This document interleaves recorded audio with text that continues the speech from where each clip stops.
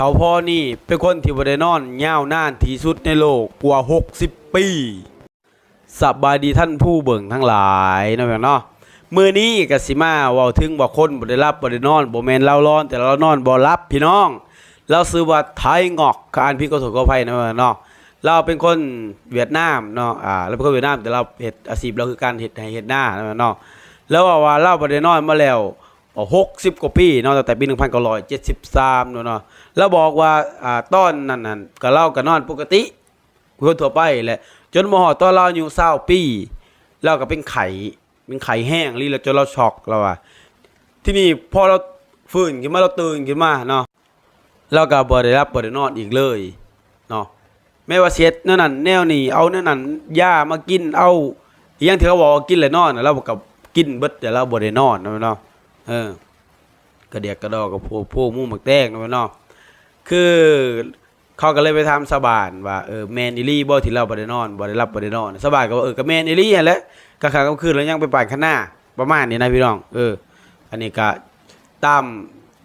เขาเอาเนาะตามข่าวคนบอกประมาณนี้เนาะพี่น้องกระเดียกกระดอกบ่ได้นอนมา60กว่าปีข่อยนะเฮ็ดงานก็บ่ได้นอน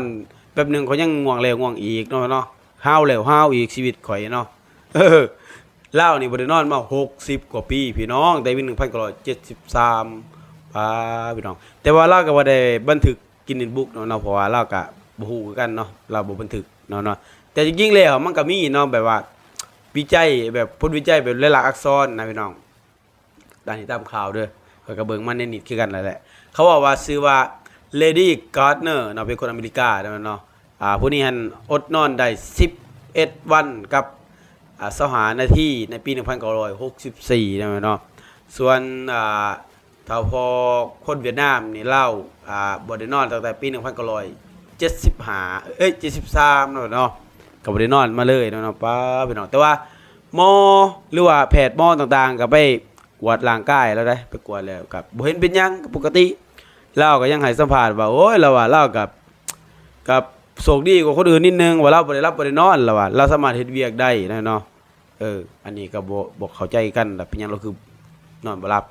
นอนบ่ได้หรือจะได้บ่ฮู้เนาะตามนั้นเนาะ